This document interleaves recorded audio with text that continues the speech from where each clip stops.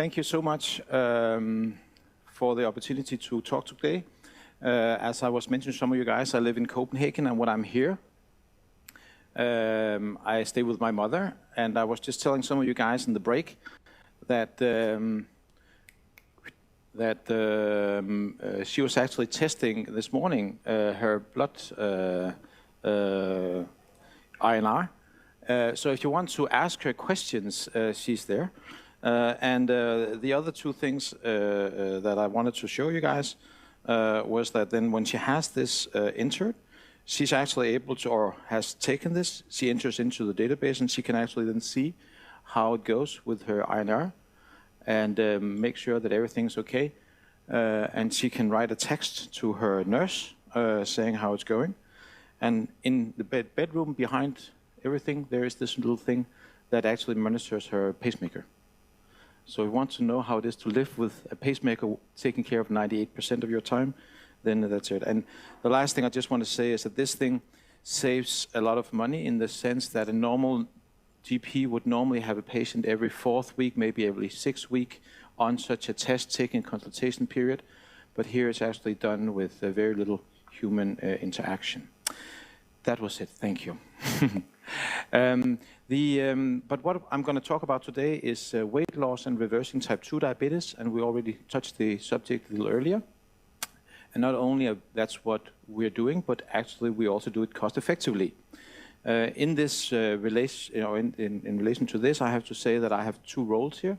One thing is that, as I said, I'm a PhD and GP, works the research unit for general practice. But I also have a conflict of interest in the sense that Livia, who has produced this app, and the platform behind it is a company that I was one of the co-founders to, and the company that has taken this as a business. And in that sense, I have a story which I'll come back to as a serial entrepreneur, starting a number of companies.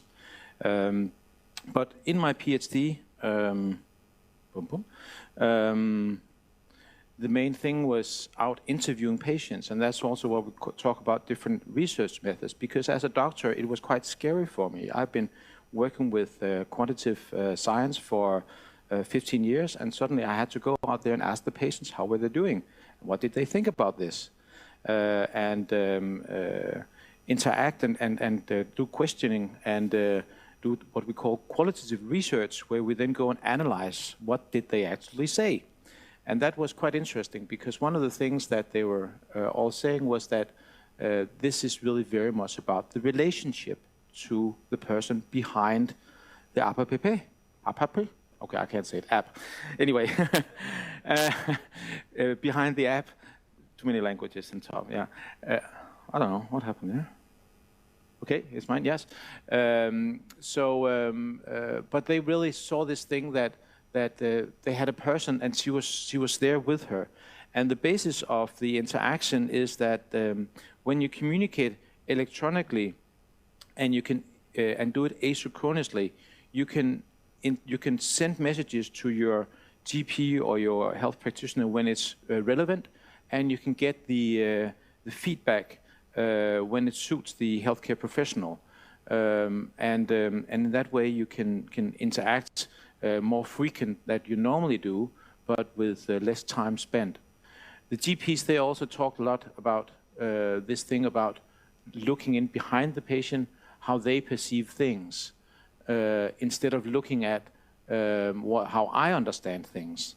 And I think we have done some research in the unit looking at empathy, and we can see the ability of empathy is actually higher among GPs than among other hospital doctors. Surgeons being the lowest with the lowest empathic score for some reason.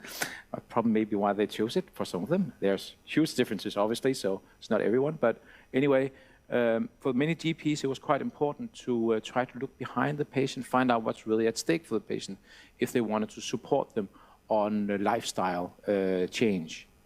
And the last group that I was interviewing, that was the healthcare professional using the lifestyle tool that I will come back to.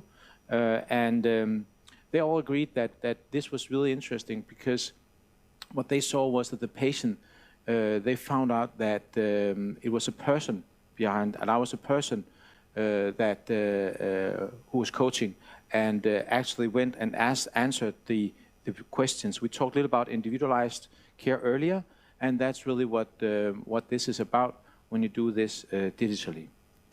So when this lifestyle intervention was introduced, this relationship had to be the central thing, meeting the patient and then putting the technology around it, around the patient and the relationship. And basically the solution consists of ability to do video consultations to start with, do asynchronously video clips. We will demonstrate that in a little while. We'll actually demonstrate it live. And I've taken Elena with me, who is introducing this in Spain right now. So we'll do it in Spanish. I hope that's okay. I know Troels, he will be a little challenged, but the rest of you guys will probably benefit from it. Yes, but anyway, so that's how we. So that's Elena. Come back to you in a little while. Then we have the plan, and the plan is very individual. So for some patients, we have 4 goals. Some patients maybe only have 2 goals: how they're feeling, their mood, how the mood is, and steps. The good thing about steps, it comes in automatically. We'll see that in a little while. Then the back end I was saying about, and then the whole thing about support from others in the same situation is extremely important to the patient, the social element of it, so they can actually meet other patients in the same situation as themselves. But as I said, the outcome of my PhD was really that the relationship was extremely important if we wanted technology to work, when we wanted people to lose weight or reverse their diabetes. And what we found was that if we combine it, we actually get significantly healthy individuals. We followed patients for 20 months and saw they lost 7 kilos in average, which is quite a lot. We have a lot of data in this, I'll come back to it. We could see that the municipalities, they saved more than 2,000 euros per diabetic patient. And we could actually see that one healthcare professional could take care of 300 to 500 patients, which is enormous amount of patients, when a dietitian normally maybe takes care of 30 or 40 patients. It's a lot more. What happened alongside, and that's probably one of the things, as I said, I have a conflict of interest, and not like Teresa and Paula, they were 2 persons, but I'm 1 person, so I will try to, in this presentation, to represent both sides, and that's why the little Livia logo is in the top, because that's what this is about. But Livia does work together with a number of health organizations, most importantly NHS in England, but also a number of universities in several research projects, and also insurance companies and municipalities in Denmark. My background comes from starting up as a resident, wanting to help people, and very early on I met Rune, who founded together with me NetDoctor. NetDoctor became the largest web portal in Europe, and is still the largest web portal in England or Great Britain, in Germany, Sweden, and Denmark, and Austria, and provides information for the patients. Later on, we created another company called Slimming Doctor, and another company, Health Doctor, and now we have created Livia. And Livia actually won the award as the #1 eHealth company in Europe in 2018, and was also nominated last year. And now it had actually become quite a large company, residing most of our 15 municipalities and a number of hospitals in Denmark. And before we get to the demo, I'll just show a little of the results from why it's being used. Again, obviously, it's a question about weight loss, in the sense that quite a significant number of people lose weight. And they also lose weight to a degree where, as I said, the municipalities actually save money. And then you can extract what the cost per patient is. And if you look at the cost, normally the cost of a patient, if you do it in a secondary setting, there has been other projects going on. The cost is differs a little, but it's between 8 till 10,000 euros per patient. So coming down to a cost of around 500 euros is really very, very different.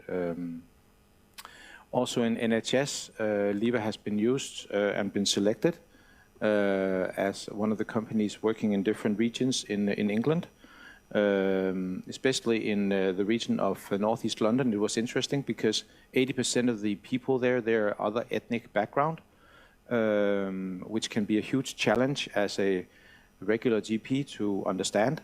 But again, using digital communication, you can actually get behind the scene and get behind the person and assist them in their issues. And actually, we did have people with homeless people, because maybe you cannot have an address and have a home, but they all have mobile phones. So healthcare is changing very much. But what is very interesting about this group is that they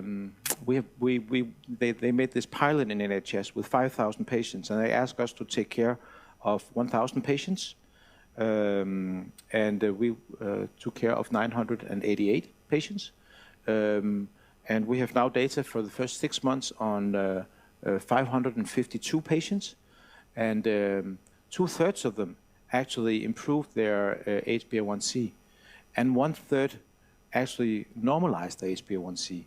So it's really making a huge difference compared to what we normally do. And that's interesting because NHS has calculated if they could just get 6% to change lifestyle and normalize the HbA1c, it would be a positive business case. So now it's been expanded all over England, and we expect to take care of 40,000 patients this year in the UK, pre-diabetes patients.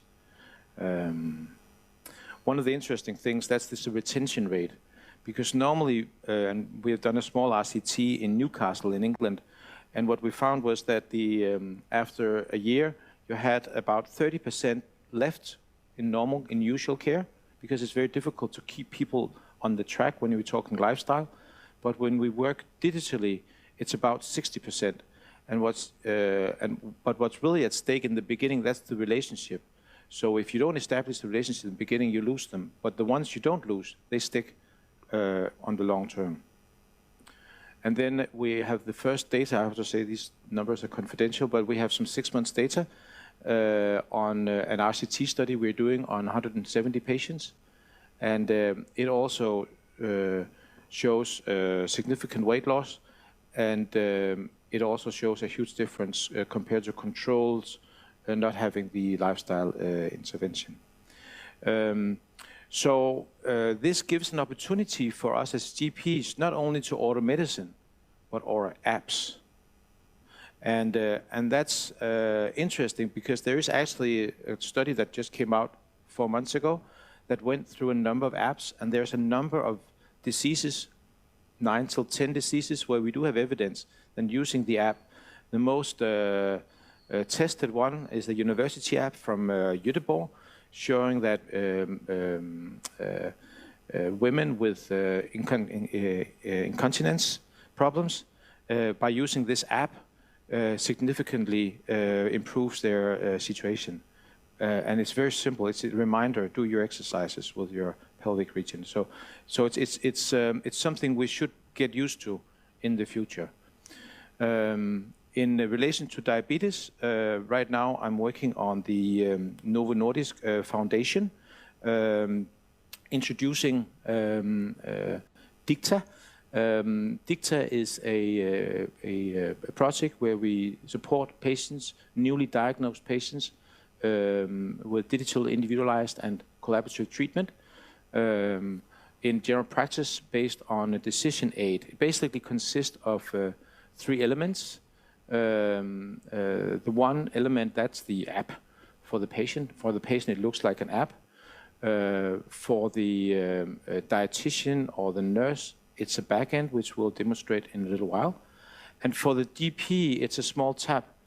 As I mentioned before, it's actually 99.9% of the GP, something like that, that is using eHealth records in Denmark.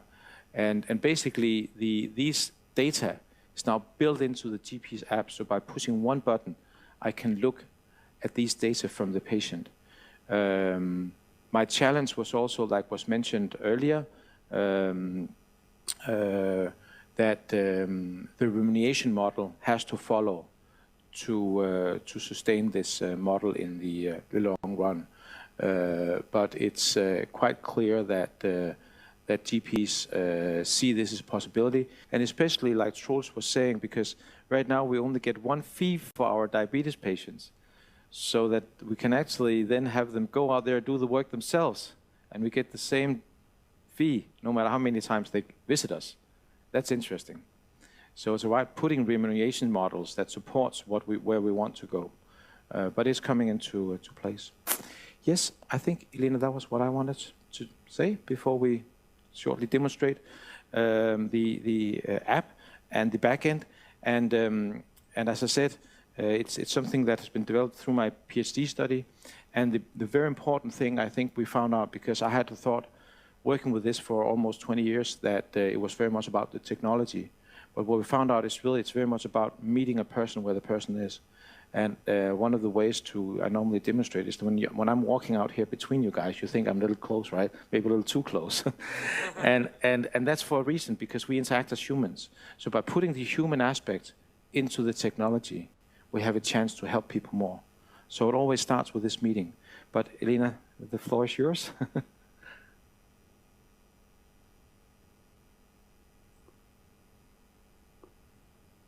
Vale, ¿me escucháis? You can hear me right. Yeah. Okay, I was taking. Vale, pues yo soy Elena, soy nutricionista, tengo un máster de investigación en nutrición y trabajo con Carl en Livia Healthcare. Y bueno, primero quería hablaros un poco de lo que estamos haciendo en Livia, en España más concretamente. Yo estoy coordinando el proyecto de España y es lo que llamamos el programa Rehab Plus. Y estamos trabajando junto con Amgen ahora mismo. ¿Y qué es Rehab Plus? No sé si habéis oído hablar de ello, pero es un programa que está enfocado a pacientes que acaban de tener un infarto de miocardio. Entonces, la idea es que, claro, los primeros meses, los primeros momentos después de este infarto, los pacientes de verdad necesitan un apoyo y necesitan a alguien que esté cerca de ellos. El problema es que esto, pues obviamente en los centros no se puede hacer, no se puede dar un apoyo tan cercano. Los cardiólogos simplemente no tienen tiempo. Entonces, claro, la idea de Rehab Plus es encontrar una forma de poder estar apoyando al paciente, trabajar junto con todos los médicos, con el cardiólogo, con las enfermeras, todo el mundo que esté trabajando para ayudar a este paciente. Y las principales características son esas 5 que veis a la derecha. La primera es que es personalizada, es solamente para ese paciente. Bueno, ya os contaré cómo va ahora cuando veamos la aplicación. Pero todo se hace personalizado, no se da ninguna dieta de cajón, no se da nada que ya esté hecho. Luego, como os he dicho, se coordina y se integra con todo el resto del equipo hospitalario.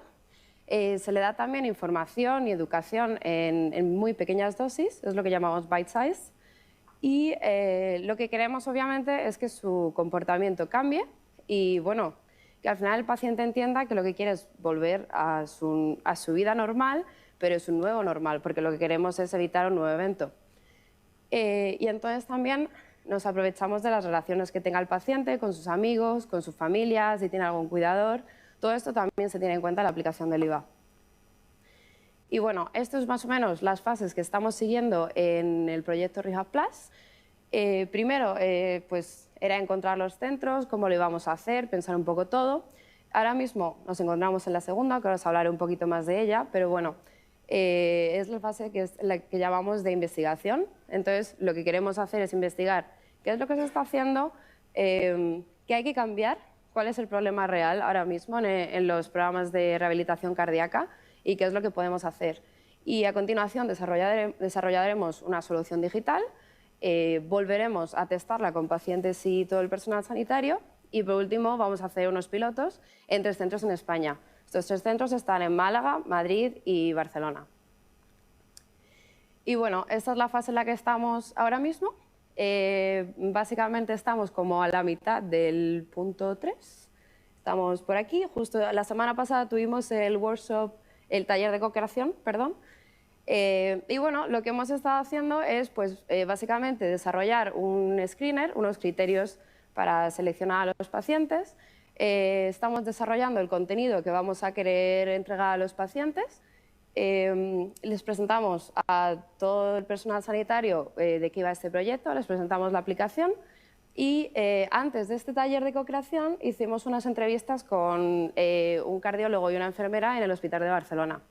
Y bueno, a partir de ahora lo que estamos haciendo, estamos analizando toda la información que sacamos en el taller de la semana pasada, que fue bastante largo, y bueno, a continuación pues vamos a hablar también con más médicos, vamos a hablar con más pacientes.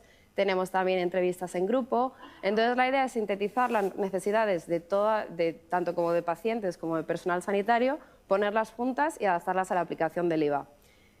Y, a continuación, nuestros siguientes pasos son, como os he dicho, desarrollar la solución. Haremos otro taller para validarlo con todo el personal sanitario que está participando. Lo validaremos también con los pacientes. Y, por último, los últimos retoques a la solución digital y ya nos dedicaremos a preparar el piloto. Y esto es. So now I think I can start with the app, right?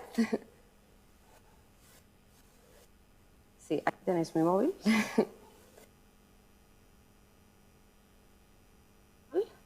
And yeah, oh, this is perfect. I can hear myself now. Vale, esta es la aplicación que ahora mismo está en español. Luego os enseñaré cómo es la vista del coach, porque para empezar, esta es la vista de un paciente. Yo soy mi propio coach en este caso porque la estoy testando, pero el coach puede ser cualquier personal sanitario dependiendo de las necesidades del centro. Puede ser una enfermera, un psicólogo, un nutricionista, bueno, eso ya según. Y como veis aquí podemos poner pues una serie de objetivos, puedes ver cuántos pasos has dado, el sueño. Yo, por ejemplo, tengo una pulsera Garmin y no pongo ninguno de estos datos. O sea, directamente se sincroniza todo todos los días, no tengo que hacer absolutamente nada. Así que esto está aquí de ayer. Y también el ejercicio. Y, por ejemplo, yo aquí me he puesto, que yo lo he escrito en inglés, por eso sale en inglés, pero me he puesto que quería comer más verdura. Pues si lo he hecho, le doy a que sí y le puedo dar aquí a la cámara y pues le puedo hacer una foto. Y así enseño que he comido verduras ese día y se lo enseño a mi coach. Luego también hay medicamentos, aquí tengo un par también probando y entonces igual se puede hacer un recordatorio, pues por ejemplo si me tengo que tomar la acetilcisteína 3 veces a la semana, pues yo me lo pongo aquí y cuando lo he hecho le doy a que lo he hecho y cuando ya he hecho todos pues me dice muy bien. Luego aparte hay una opción para ver unas estadísticas, aquí podéis ver pues los pasos que has dado esta semana, los que has dado durante todo el mes y bueno, y lo puedes comparar y se puede hacer lo mismo con las horas de sueño, bueno, prácticamente con todo. Y la pregunta es, ¿cómo estoy yo aquí poniendo todos estos objetivos que veis en la pantalla? Porque se pueden poner muchos más. Pues aquí en perfil, estos son todos los objetivos que se pueden seleccionar. O sea, pues podemos tener lactancia materna, podemos poner si queremos hablar qué estado de ánimo tenemos ese día. Si nos duele algo, por ejemplo, en el dolor tenemos una escala y entonces yo puedo venir aquí y digo, pues, uy, perdón, pues hoy tengo me siento como más dolor, puedo escribir aquí una nota y decir, pues me duele más aquí, me duele allí, según. Y bueno, como os decía, pues hay un montón de objetivos que tú te puedes poner, incluso puedes poner el número de cigarrillos, si has bebido alcohol. Y luego al final hay valores más clínicos como las medidas de cintura-cadera, la presión arterial, el azúcar en sangre o el azúcar en sangre a largo plazo. Y luego aquí en mensajes, bueno, yo ahora mismo es que estoy probándolo, entonces no es muy real, es mi perfil pero no es realmente real. Pero aquí tú puedes hablar con tu coach. Y entonces, la idea no es que el coach esté contestando en el momento en el que tú le escribas, la idea es que tú tengas un acuerdo con ese coach. Y a lo mejor le digas, una vez a la semana vamos a hablar qué tal nos va, o si hay algo que me está yendo mal o tal. Pues digamos que yo tengo una reunión con mi coach la semana que viene y aquí le digo, oye, pues no me está yendo bien, esto me está fallando. E incluso le puedo mandar un vídeo. Si no quiero escribir, igual que él me lo puede mandar a mí. Y le puedo decir, pues nada, pues me está yendo muy bien, la dieta que me has puesto es un poco rara, lo que sea. O sea, al final, pues como os digo, te puedes comunicar por mensajes, por vídeo, o incluso se pueden mandar archivos, porque la idea es que el coach también pueda mandar imágenes o a lo mejor algún archivo PDF con algo hablando sobre la fibra. O sea, las posibilidades son muy infinitas. Luego también tenemos la opción de grupos, que aunque yo ahora mismo no estoy en ningún grupo, pero la idea es para que los pacientes se apoyen entre ellos. Entonces, por ejemplo, si yo quisiera dejar de fumar y mi médico dice, ay, pues tenemos un grupo para pacientes que quieran dejar de fumar, y me ponen en ese grupo y entonces yo puedo conocer gente que está en la misma situación que yo y al final sirve para que nos apoyemos entre nosotros. Y luego aquí tenemos este foro en el que pues también depende de la situación de cada uno, pero aquí, por ejemplo, tendríamos, se puede filtrar por comunidad o por la ciudad en la que yo me encuentre, digamos que donde pone Ejedal pone Madrid. Entonces puedo ver lo que dice toda la gente que está en Madrid, pueden poner recetas, pues un foro básicamente. Y bueno, y prácticamente yo creo que eso es todo. Aquí en medicamentos es donde os decía que puedes poner lo que te estás tomando, la frecuencia, tener un recordatorio y yo creo que eso sería todo. You got anything to add? Yeah. No, I think I pretty much covered it all, so I can go with the dashboard. Yeah. Vale, y entonces ahora os voy a enseñar el dashboard, que viene a ser el panel de control de la enfermera, del médico, del que esté haciendo de coach en ese momento. I need to...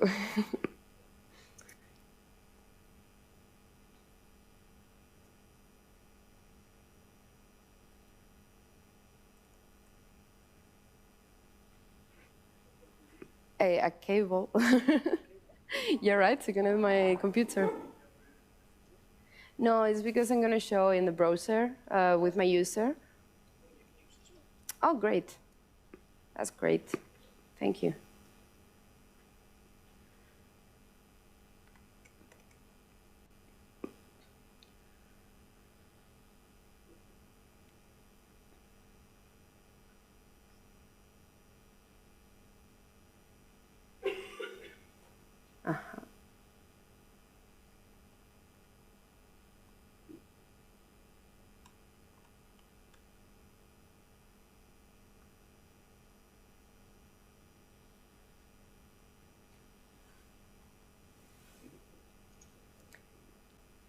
Vale, pues aquí lo tenemos. Como os decía, de momento... ¿Qué está pasando? De momento... perdonad, que tengo un problema técnico, creo, con mi ordenador. Ah, vale. De momento tenemos la versión española en el teléfono, estamos trabajando en la versión web, que está prácticamente hecha, pero también yo me encargo mucho de revisar las traducciones, entonces estamos trabajando en eso. Pero bueno, para que veáis, aquí estoy yo. Es la misma persona que tiene el teléfono, que soy yo. Y bueno, aquí pues puedes ver todos los pacientes. O sea, la idea es que aquí salgan muchos pacientes, como hablaba Carl.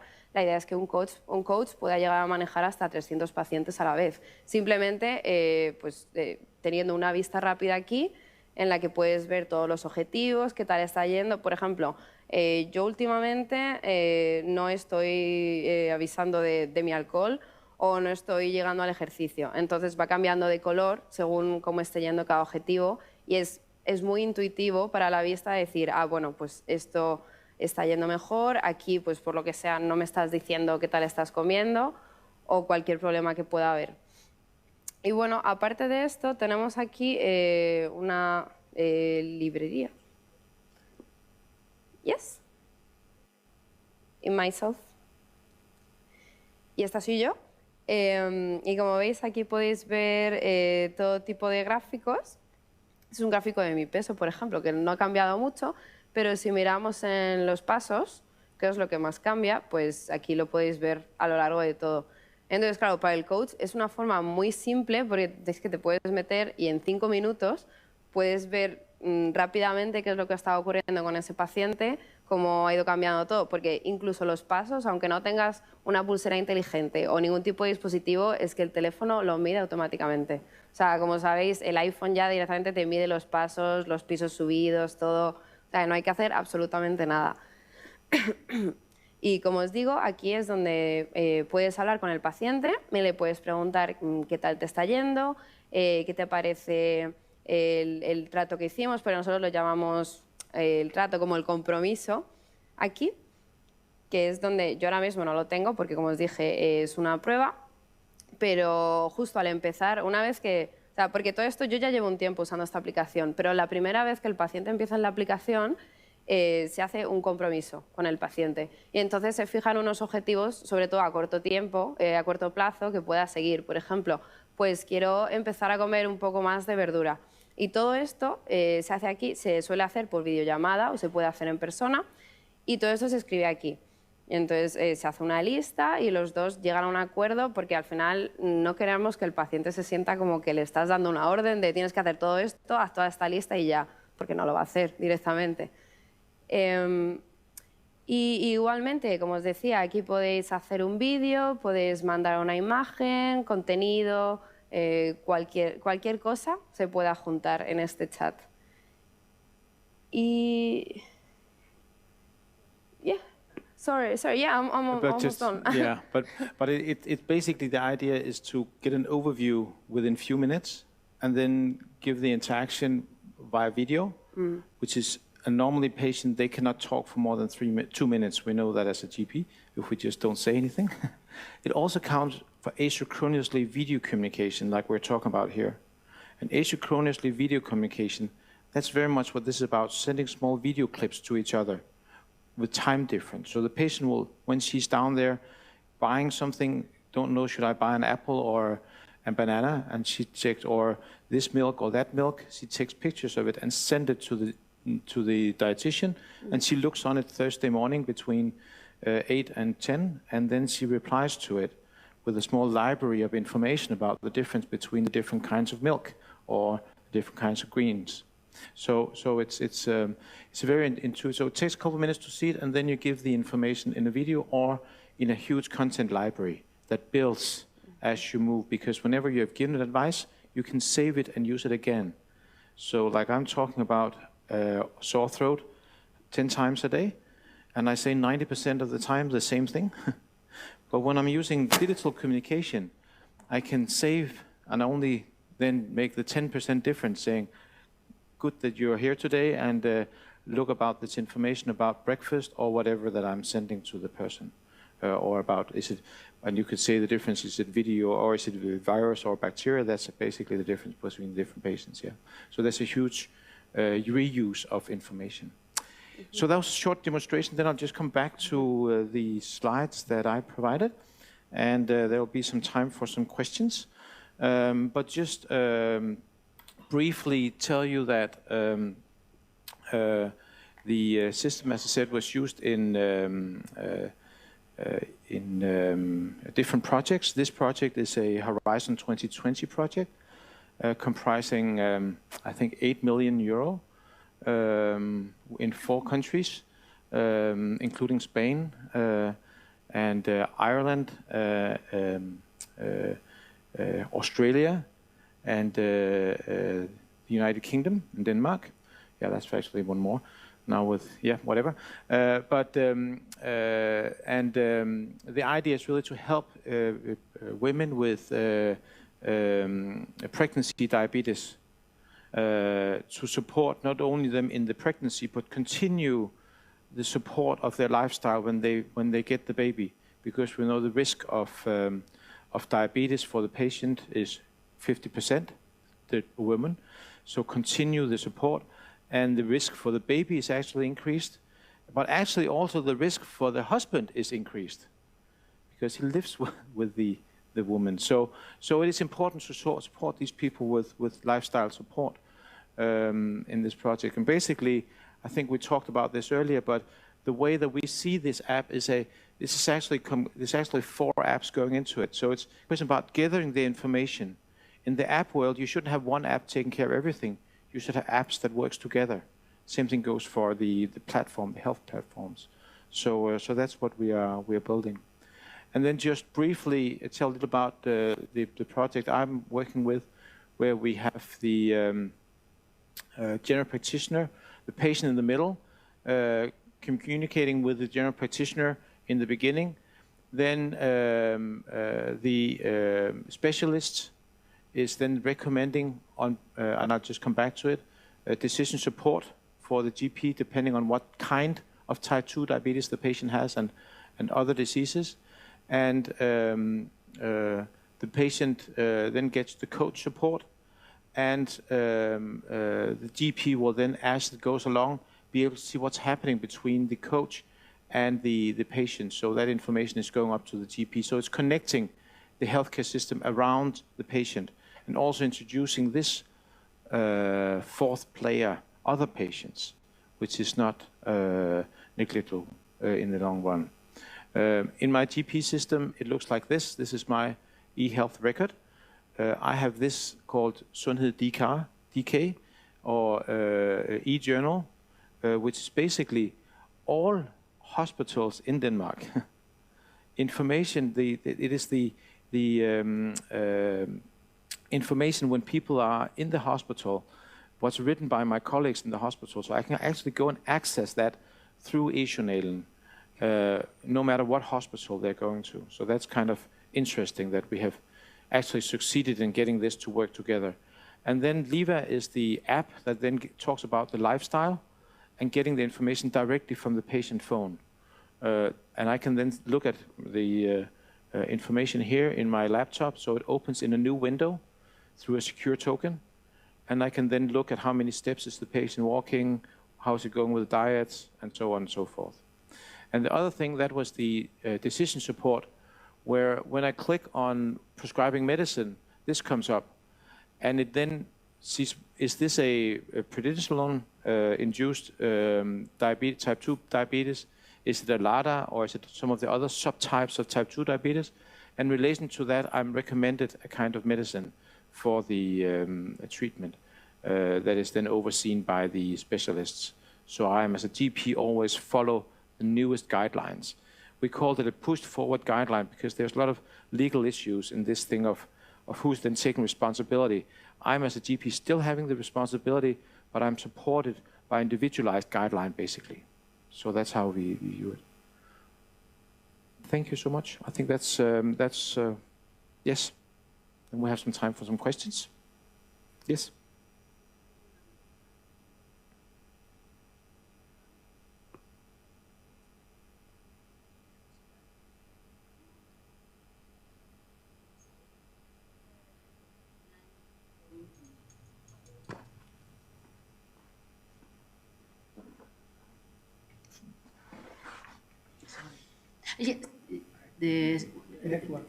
Yes. Yes. Because why decrease 9.2? Because yes, it's very, very high. It's a very good question. It's because it's millimole in mole. Yes. It's because so the normal value is 48. You know, below 48. Yeah, it's 0.9 point. So basically you could say it should maybe only be 9. Yes. You're right. Yes, you're right. Because and also what is another thing that is, because this is, I say it's preliminary data. Another thing that is not corrected for is obviously the use of medicine, because the use of medicine influences a lot. And that's actually why we have been looking at the number of people changing, because that's probably where the huge significance is, that it seems like it affects more people when you're also working with lifestyle. And that's also why the information about the pre-diabetes is a good one, because then we don't have the medicine to interact. So that's the pure lifestyle induced changed. But it's a very good point. Yes. Okay. Let me a question first. Sorry. Yes. First of all, congratulations for your work and your presentation as well. I like very much your Livia app, and I think it's available on Google Apps. Mm-hmm. If I decide to use it, Yes. who will be my coach? That's a very good question. Depends where you live. In Denmark, it's normally the municipalities that they have responsibility, or it could be the regions, or it could be the GP, depending a little about who's paying for it. You can say we are testing it out where it works the best in the Danish setting. In England, you're introduced at your GP, so the coach will be sitting as a health coach in the GP's office, having a room in the GP's office, but being a private consultant. In Sweden, it's the GP's own. They have hired the physiotherapist, and the physiotherapist then is the coach for the patients wanting to change lifestyle. So you can say the system supports whatever you want. In the Spanish project we're doing, the first one with the babies, it will be the hospitals, the dietitians at the hospitals that will follow the women before they give birth through pregnancy, because that's where they want to create the relationship. And then when they're done with the relationship, or when they have the relationship, they can stay on, hopefully, because we know we lose a lot of these women when they give birth, because then the baby is everything. So that's one of the ideas, that we can maybe sustain the relationship in the first 3 years of the baby's life. Yes. Okay. So, but obviously we have ideas about also using this for more direct treatment. But it has been a good idea to start with lifestyle, because we can't make that many mistakes in lifestyle. You could say. Okay. Thank you very much. Yeah. Can I add something, Carl? Yes. Yeah. I have a microphone, but thank you. Well, it's fine. I'll use this one. I was just going to say that in our project in Amgen, we are currently asking in the hospitals, but it looks that it's probably going to be the nurse, the coach in this case. And then some hospitals also have a psychologist. So then it could be the nurse and the psychologist together. That's something we're trying to figure out. But yeah, as Carl said, it can be anyone. Yeah.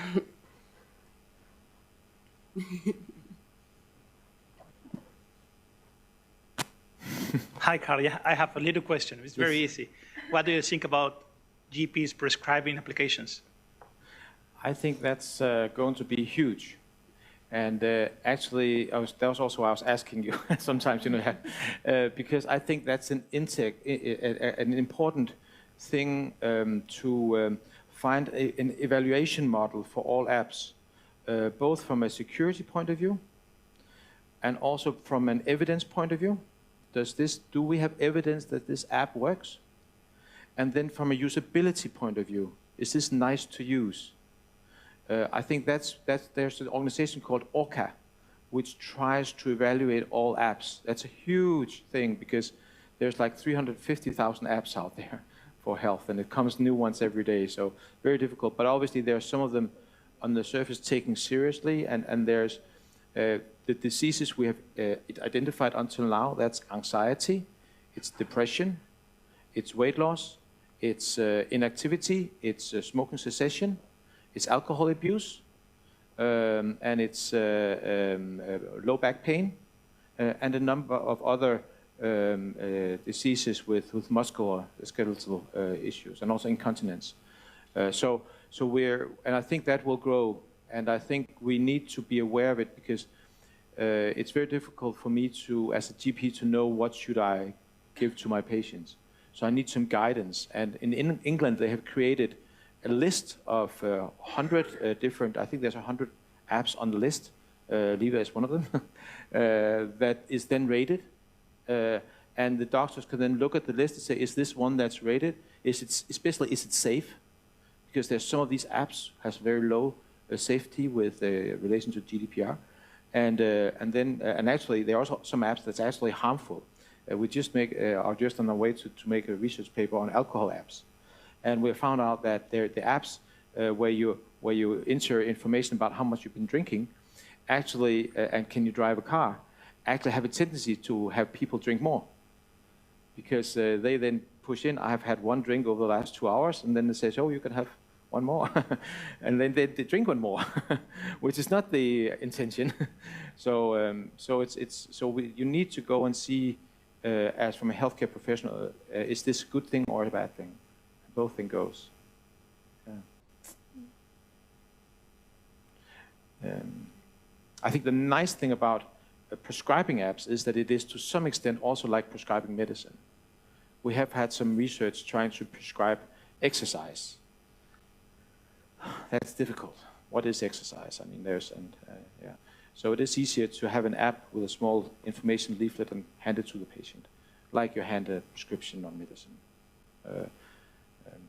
One of the funny things we found out is that in Australia, at the Brandt University, they have tested out a small vision board where they have put up 6 different types of apps that were evidence-based. In the unit, it's actually the Unit for Evidence-Based Medicine, where they're experimenting with this. And they then found that the GPs had a tendency to prescribe the apps that they had tried themselves. That was mindfulness, that most GPs have tried out at some point. So this is also actually one of my findings, that when I interviewed my colleagues, they had all tried different apps for their own health. It could be recipes, it could be Nike, Endomondo, Fit, whatever.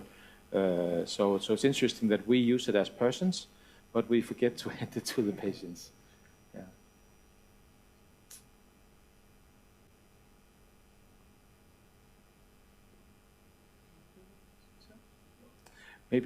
Maybe one more thing, because I think it's an interesting thing, and might inspire some of you. As I was saying, I've been both working as a GP, as a researcher. I'm also, as I said, working as a serial entrepreneur, and been in this business for now many years, starting with just giving out information at time with NetDoctor.